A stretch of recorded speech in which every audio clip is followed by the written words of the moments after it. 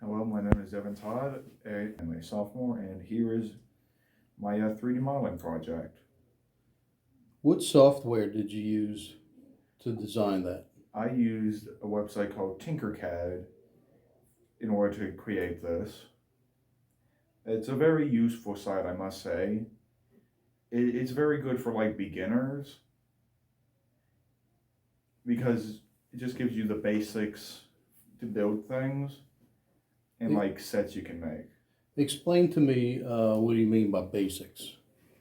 Mainly just it gives you like all kinds of shapes and lets you just play around with them and try and make something out of them.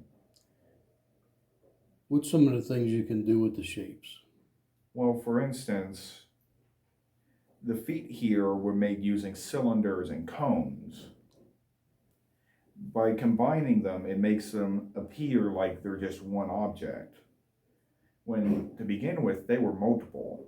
This leg alone was about 6 pieces. Okay. How do you fuse them all together?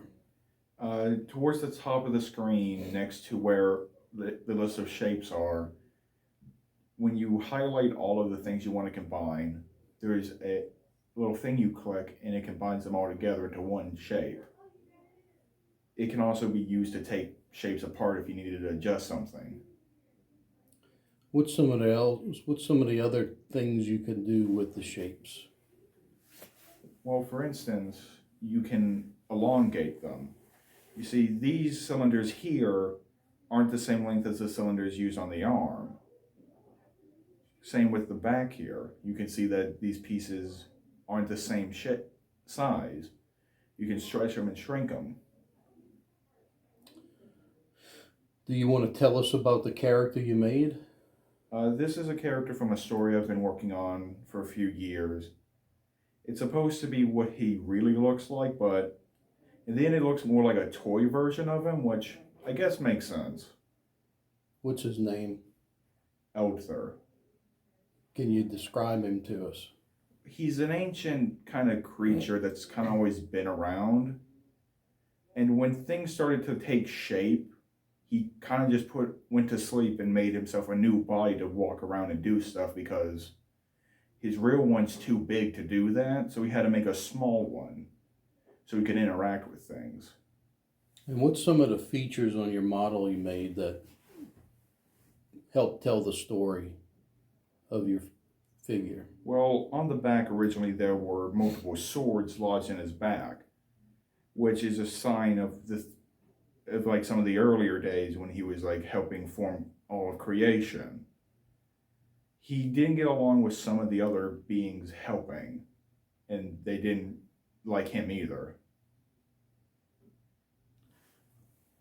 What's some of the features of Tinkercad that you learned while doing this project?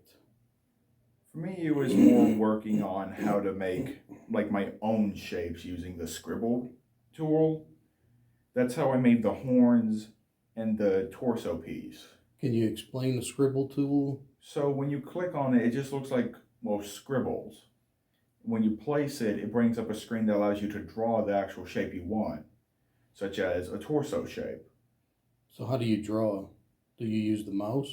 You can use a mouse, you can use the little touchpad, or if you have a tablet, you can use it to draw like you would if you were just drawing on a tablet. What's some things about the Tinkercad program that you would like to see changed? Well, when it came to the claws, the shapes I use aren't able to be like shrunk and stretched like all the others due to that being from like a set used to make a dinosaur skeleton, which made me have to adjust the entire body so it would fit the claw size. So are these sets pre-made shapes? They're pre-made parts that for like a skeleton of like a person and a dinosaur that you just combine them really. You don't actually like have to make your own using the shapes given. You already get like the bones and everything. How long have you been working with Tinkercad? Good few months, I'd say.